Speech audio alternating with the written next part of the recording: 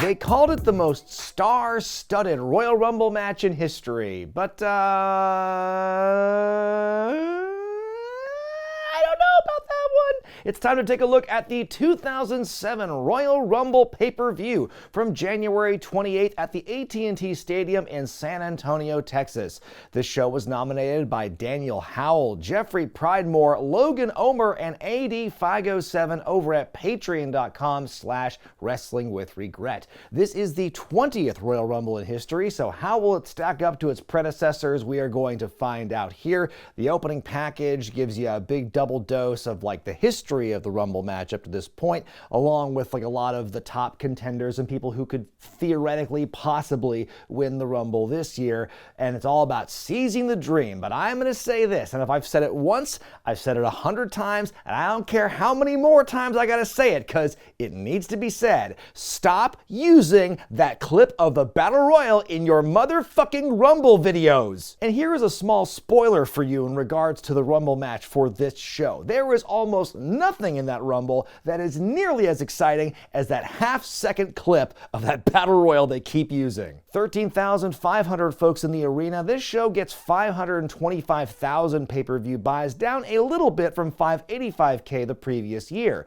This is, of course, a tri-branded show. Jim Ross and Jerry Lawler on Raw, Michael Cole and John Bradshaw Layfield on SmackDown, and Joey Styles and Taz for ECW. How nice it was that they were invited. Your opening matchup sees Mercury and Nitro of the team M&M taking on the Hardy Boys, or actually just the Hardys at this point. So this actually goes back a couple of months. That's really interesting around this time because technically M&M and the Hardys are not officially together. They're back on this little reunion loop, kind of a limited time only basis for both teams because each member is like split up across Raw and SmackDown. But the Johnny Nitro, Jeff Hardy feud had been going on for a long time on Raw, and then they kind of glommed everyone else onto it to make this work. So they had a match at ECW December to Dismember, and then a couple weeks later, there was the Armageddon pay-per-view, and there was this four-way ladder match for the tag team championships on SmackDown. And perhaps more notable than the absolute lack of build for this matchup on pay-per-view. I can vividly recall watching during this time,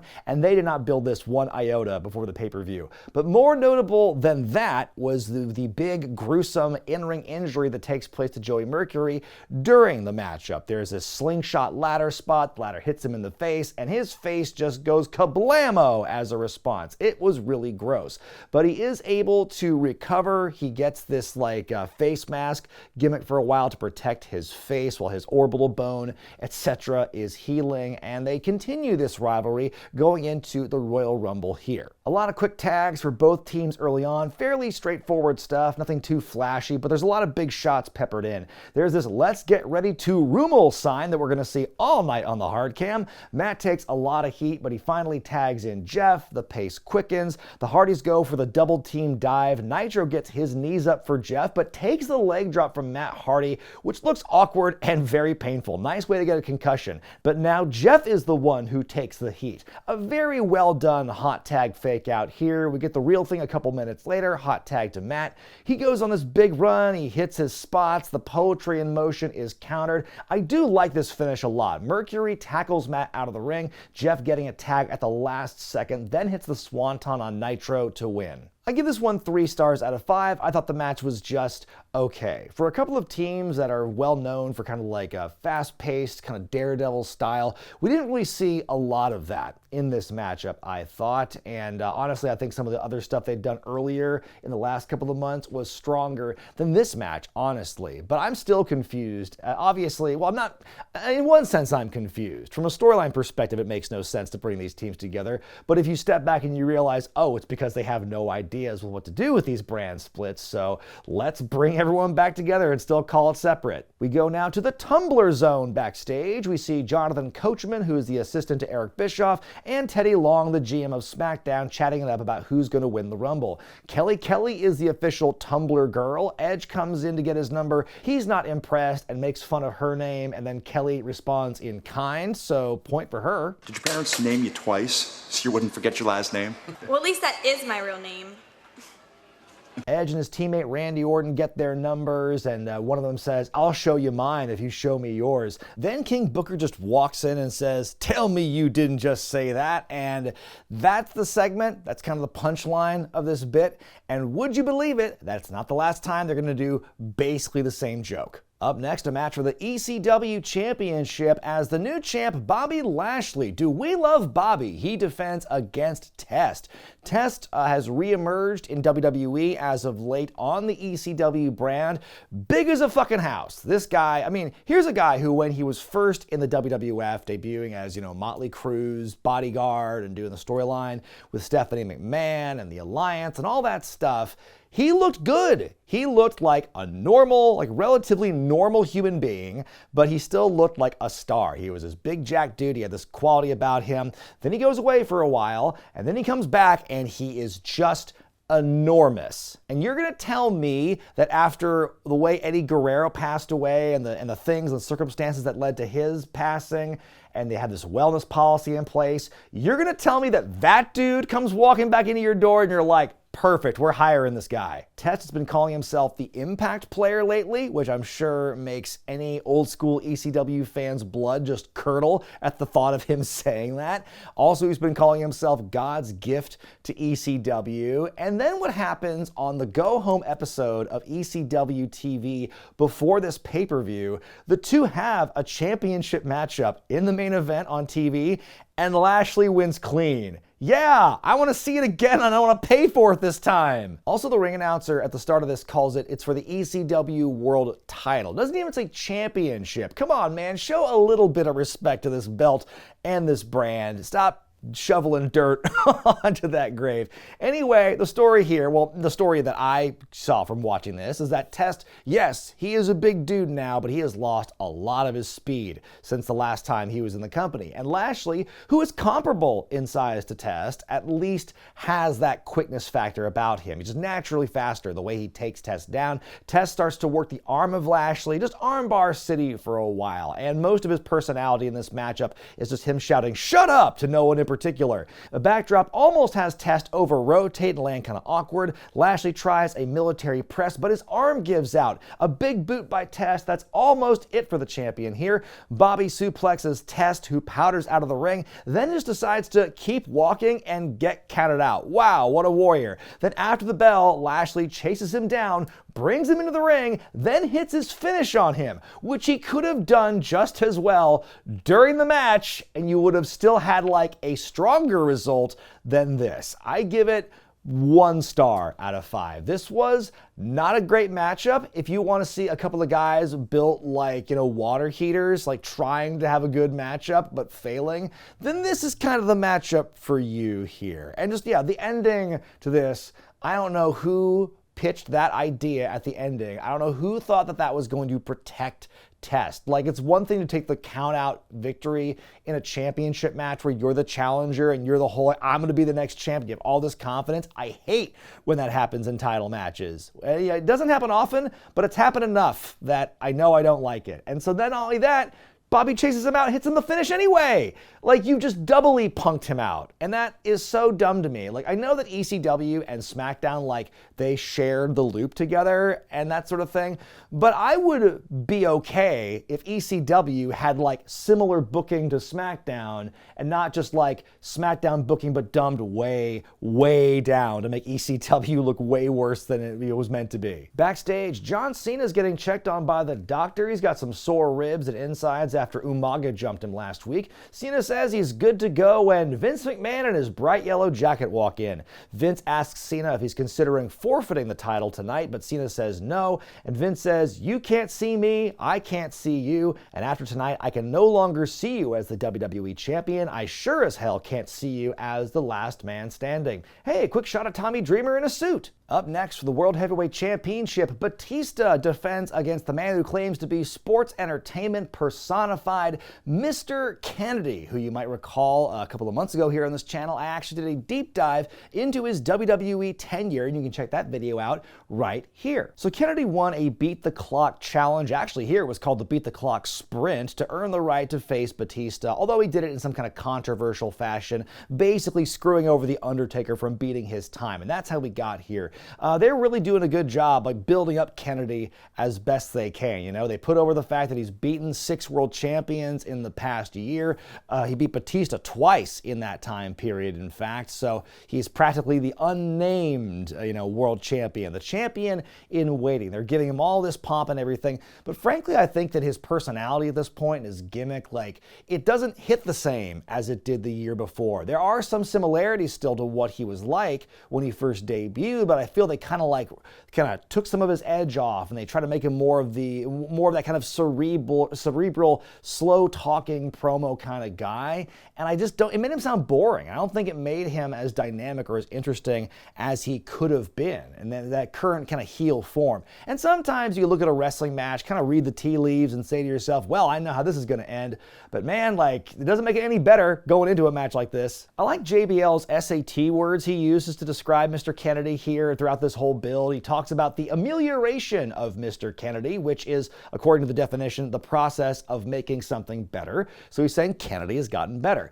In this match, he also says something about the gentrification of Mr. Kennedy, which has to be the first time I've ever heard that word used in a context that describes a person. I've heard gentrification for a house or a neighborhood or whatever, but technically there is a definition for gentrification that applies to not those things, to people. So it's okay, you got us there, John. The match begins with the two of them scrapping. On the outside, Batista is shoved leg first into the steel steps. That becomes a big target for Ken. Kennedy just really attacking the leg viciously. He does go for this weird inverted figure 4 where it not only looks like crap, he also somehow bloodies his own nose in the process. How do you do that? The hold continues, and at one point he grabs the ropes, and referee Nick Patrick catches him. I caught you on the ropes, Mr. Kennedy. I just like that Nick Patrick calls him by his full work name, Mr. Kennedy. Kennedy struggles mightily to get a Boston Crab on, but he falls into a half crab instead. Batista manages to fight out of the crab. Still selling the leg means he can't capitalize on the big moves. Batista does Ken's own Kenton bomb to him. Then Kennedy fights out of the Batista bomb, and we get the Patrick flop. Kennedy takes Batista to Dick Kick City and has the match won, but need I remind you, Patrick done flopped. We do get a bit of a Kennedy chant actually at this point as Ken goes up to the second rope. He jumps off. He's intercepted by Bats, who hits his bomb, and Batista wins and retains. I give it 2 stars out of 5. This match, sadly, is kind of a boring one. It's kind of plotting, a couple of sloppy moments throughout this one. I just don't think that Batista and Kennedy ever really had good chemistry together as opponents, thinking back to 06 and also this year as I'm watching here. And, Kennedy is still a good enough character, but as I mentioned in my video about Kennedy's time in the company, he was just repeatedly put in this bridesmaid position, and it carries on the next month too. He's going to challenge Bobby Lashley at No Way Out for the ECW title, and that match is somehow going to be even worse than this. Backstage in the Tumbler Zone, Kevin Thorne with Ariel from ECW. He gets his number, and they start to get a little freaky. Now in comes the little bastard, not quite Hornswoggle yet, and he wants himself a Rumble Numble. I forgot that I wrote that. Coach makes a short joke which causes Swoggle to get to biting and kicking, but then he bumps into the Great Khali and he scoots off. Khali grabs 3 balls from the tumbler. Coach reminds him he can only take 1, so he drops the other 2. Kelly picks them up and says, "Wow, these are the biggest balls I've ever held." Then in walks Ron Simmons, who does his damn, and that's how we end it. This was just how it was back then, man. A lame sexual innuendo joke. A legend comes in and makes a face, and that was top comedy in WWE. We see the band Saliva at ringside, and then we go to our next matchup. It's last man standing for the WWE Championship as John Cena defends against Umaga. Back at New Year's Revolution, Cena defended the belt against Umaga in a straight-up one-on-one matchup. Umaga never at that point defeated in WWE, never been pinned or made to submit since he debuted the previous April, but in this matchup, Cena gets kind of a fast roll-up win, and that's how he retained the belt. And then Umaga's handler, Armando Alejandro Estrada, called it a fluke and got a rematch for the Rumble in a match type that Umaga seemingly cannot lose, last man standing. Also worth pointing out, in the build-up through this rivalry, before New Year's Revolution actually, there was a special moment, a special match that took place on Raw, and it was John Cena in a non-title match against Kevin Federline, who was infamous for being Britney Spears' ex-husband, a former dancer turned, wannabe pop star. This very controversial, mercurial figure who was hanging out with Eminem, Nitro, Molina, and Mercury, not the rapper Eminem, in WWE programming, and called out John Cena, and that's how we got that matchup. And thanks to some help from Umaga in that matchup, Cena lost to K-Fed. It's something they don't really talk about that much these days in the big Cena retrospectives, but also on the go-home episode of Raw, Umaga splashed Cena through a table, which they built it like it was the most heinous, vile, vicious thing like anyone could do to anyone else in the context of wrestling. A splash through a table. Jim Ross described it as near tragic. Cena's got the taped up ribs as the match begins. He's throwing hands from the get-go, but Umaga goes for those delicious injured ribs. Umaga working over Cena for a good long time. He's able to snuff out his early comeback attempts at this point in the match. Umaga grabs the steel steps. He throws them into the ring, but Cena gets them first, hucks them back out of the ring, and Umaga takes it right in the kisser. It looks so devastating. Umaga is able to get up after a little bit though. He puts Cena in a bear hug for a good long time and grabs more steps as a "we want tables" chant starts to rise. Cena is laid up against those steps. Mags goes running, but he splats himself into them, and then Cena dinks him with the steps again. Umaga remains undeterred and hits Cena with a big ol' slam. Umaga takes some knees to the dick, then Cena hits the throwback and the proto slam on the steel. Cena picks up Umaga but falls face first on the steps. You gotta love it when somebody busts themselves open through sheer hubris. Cena is bleeding, but he's full of fight. A rough landing on that Samoan drop though. Cena blocking the deadly thumb of death but still gets bonked. Cena's wearing the old crimson mask, probably the bloodiest we have seen Cena since his feud with JBL, and I'm pretty sure he does not get this kind of color like ever again. If there is, I can't recall it. He's in the Tree of Woe. He sits up to avoid an Umaga attack and he hits the big sit off the top. Cena grabs a TV monitor from Estrada on the outside and slams it into Umaga's dome. And even though they shot that in such a way and blocked it in such a way where Cena looks like he's hitting the ring post as well, that is still a really violent maneuver to do to somebody for WWE at this point. And then one of my favorite parts of this matchup is when Umaga gets up, and then even Jerry Lawler is shocked on commentary and says, "Umaga is still up, damn!" Like, damn, how often do you hear Jerry Lawler make any kind of swear on commentary? Then Umaga runs across 2 announce tables and goes for a splash on the third, but Cena moves and Umaga takes it all. That poor ECW table, has that brand not suffered enough tonight? Umaga barely gets up in time as Estrada begins to undo one of the turnbuckle bolts in the corner and the top rope pops off. Umaga wants to go for a super deadly thumb of death, but Cena hits the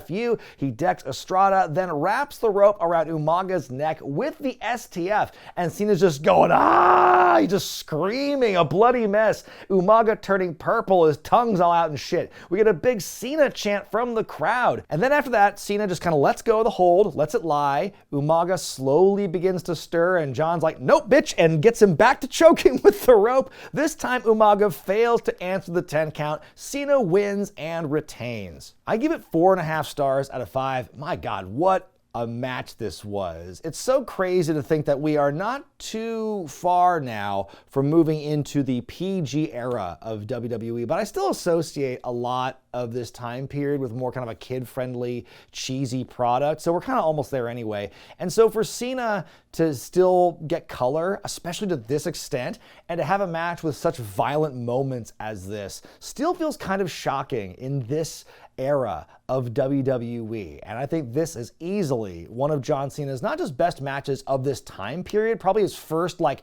really great match of his time as a main eventer, but I would say it's still, I think, one of his top matches he ever had in his career. And I think this is definitely one that defined him. I think Umaga was a great foil for Cena here. I think he was still very well protected in this loss. His only 2 losses at this point come from John Cena, so Umaga still has some shelf life as a character. But yeah, this is definitely a match that is worth watching just because it is so unlike, everything else on this show. One more time in the Tumbler zone, Coach is mad for reasons when the Sandman shows up and takes one of the last remaining numbers, drinks some beer, hits himself on the head, then walks away. In comes Ric Flair to draw his number. Kelly tells Rick he may be last, but is certainly not least. Then we get some bow chicka wow wow music plays, and suddenly this sexy lighting overtakes this room out of nowhere as the Extreme Expose. That's Kelly, Brooke Adams, and Layla just show up and start dancing around Ric Flair. And if this segment went another 5 seconds, I guarantee you Flair would have just dropped trout and started doing the helicopter spot. We got Cole, Gibbles, and Lawler on the call for our main event, as Vladimir Kozlov would call it, the Rumble. And like I said at the top of the review, they call this the most star-studded Rumble match in history. Remember that now. We get another Rumble hype package going into this matchup, and son of a bitch, they show that Battle Royal clip again. Here's Lillian Garcia with the rules in case you've never heard them before. And by the way, what is Lillian's top saying here? At number 1, fresh off of getting his rocks off with the Extreme Expose, it's Ric motherfucking Flair. At number 2, Finlay, who loves to fight yet refuses to love his bastard son living under the ring. They fight for a little bit, then at number 3, 2007 is the year of Kenny Dykstra.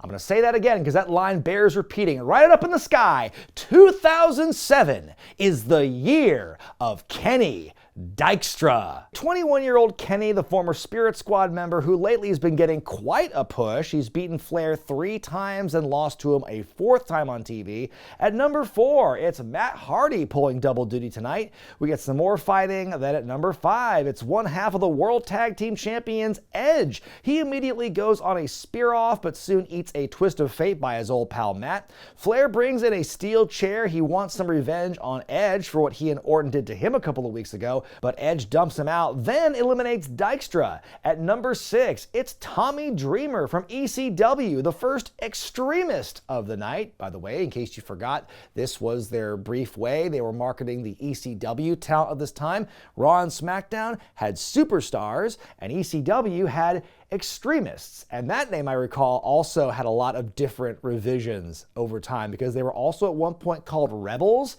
and Superstars alternately before I think they settled on extremists. Cole in commentary brings up how JBL and Lawler were both long-timers in Rumble matches, and then Lawler does some self-deprecating humor and says, I actually hid for 30 of those 36 minutes. And then Cole's like, well, you took that opportunity from JBL to say that joke to you.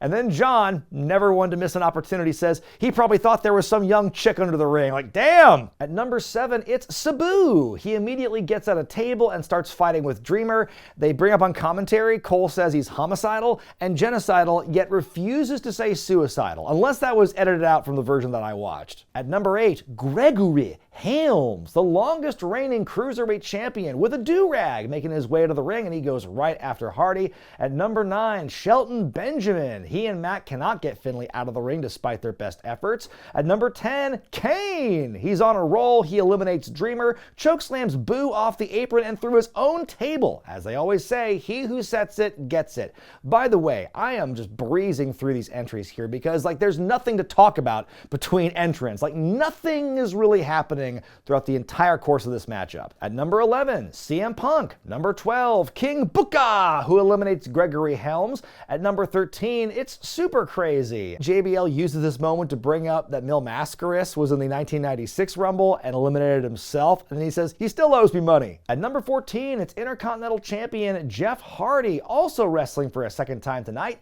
He and Matt with a rough-looking wheelbarrow slam on Super Crazy. We're halfway through at number 15. We finally get something interesting interesting when the Sandman arrives through the crowd. He gets to swing in that Singapore cane, but is immediately taken out by King Booker, and he just rolls another 10 feet up the ramp. Some folks say he's still rolling up to this very day.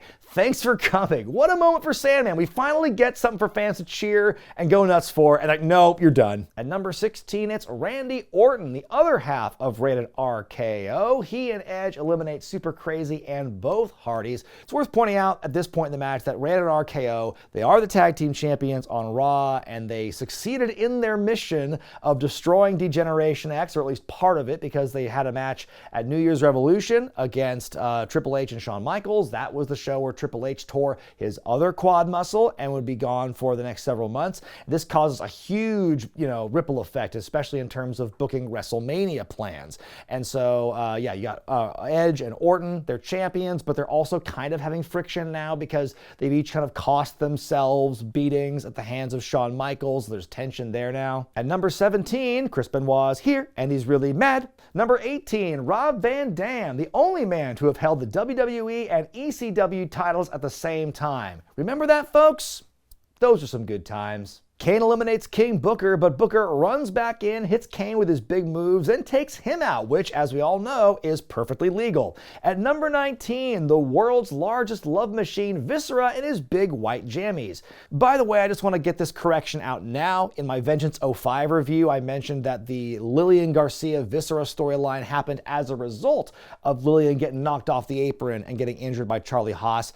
But a few people corrected me on that, and so I just want to say I got that wrong, and so all that stuff with Lillian and Charlie Haas took place after the stuff at Vengeance 05. As JBL worries how many men Viscera will eat tonight, Johnny Nitro comes out at number 20. At number 21, the vampire-like Kevin Thorne. Way to kill a gimmick, Cole. At number 22, it's Hardcore Holly. Yes, folks, this is truly the most star-studded Rumble match in history. Then at number 23, it's the other half of DX. It's Shawn Michaels. Still carrying the DX banner, though, since they still have merch to sell. Everyone but Finlay tries to eliminate Vis as he and Shawn do some scrapping. Finlay is finally out. Then Shawn kicks Big Vis, which allows everyone else to take him out. Benjamin is gone. Now things have finally picked up. At number 24, it's Chris Masters, the Masterpiece. He recently had his Master Lock challenge broken on an episode of Tribute to the Troops by a service member, thanks to some interference on the outside, but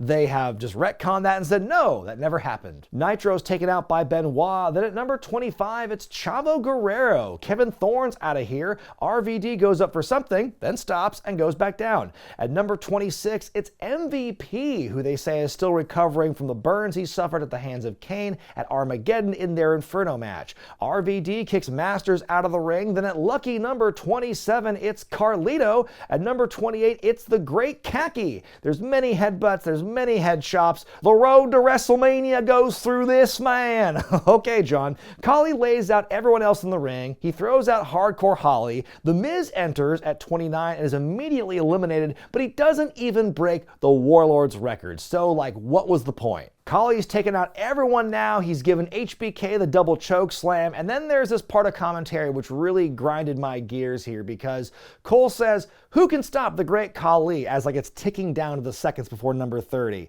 And that would be a great point just to say nothing after that, just lay out and let the buzzer go and then you hear the music. But it's who can stop the Great Khali? And then JBL just right away goes I don't think anybody can beat a Maggle. And then you just kind of killed the moment because as he's saying that, you hear the gong of the Undertaker's music. The Undertaker, the dead man, is number 30. Taker and Khali start trading soup bones, Cole, and he single-handedly eliminates Khali. Taker goes for old school. Is MVP gonna just gently push him out and eliminate him? No? Okay, MVP is gone. And the final four are Edge, Orton, Michaels, and Taker. Orton dinks Taker with a chair, which gets him bloody. We almost get some fighting between the tag team champs. Orton hits HBK with the RKO, and Shawn powders for a bit. Undertaker fights off Edge and Orton, goes to goozle Randy, but Edge spears him. Another dink to Taker's dome with a chair. They're going to hit a concerto, but Shawn breaks it up and takes both of them out, so we are down to Shawn and the Undertaker, both laid out. We get the sit-up, we get the kip-up. What a cool moment.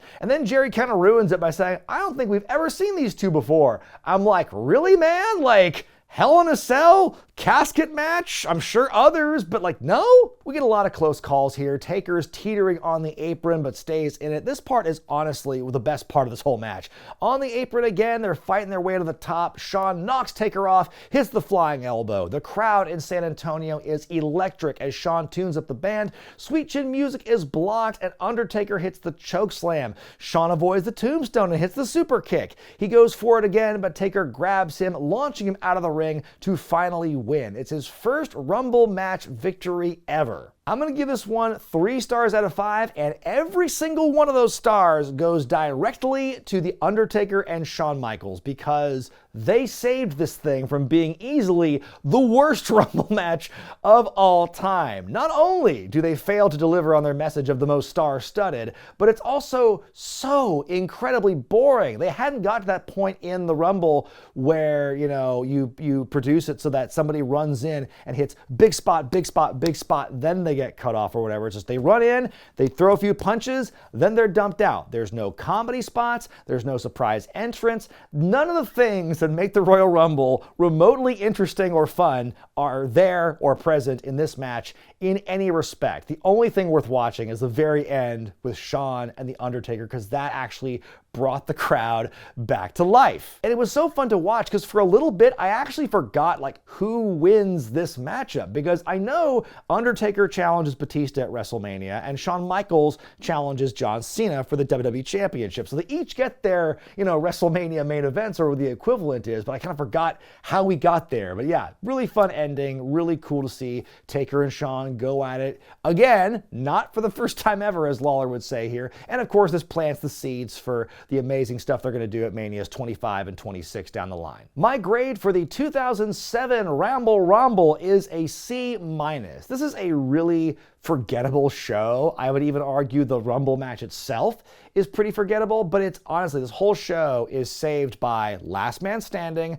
and the final 10 minutes of that Rumble match when Shawn and The Undertaker get in and actually bring some pizzazz and juice into that thing. Everything else here is a match worth skipping. Don't waste your time with really any of it, is my takeaway from the rest of the 07 Rumble. But what did you think of this show, and how about this review? Let me know in the comments section below. Be sure to give the video a thumbs up if you like it, subscribe to Wrestling with Regret, hit that bell icon for all the notifications. We will come back to Royal Rumble land in a few weeks on this channel, but before the month is out, I do want to cover one TNA pay-per-view, get one checked off early in 2025. So the next time we're here in the classic review, we are looking at Genesis 2011. But until then, I'm Brian Zane, and I'll see you next time.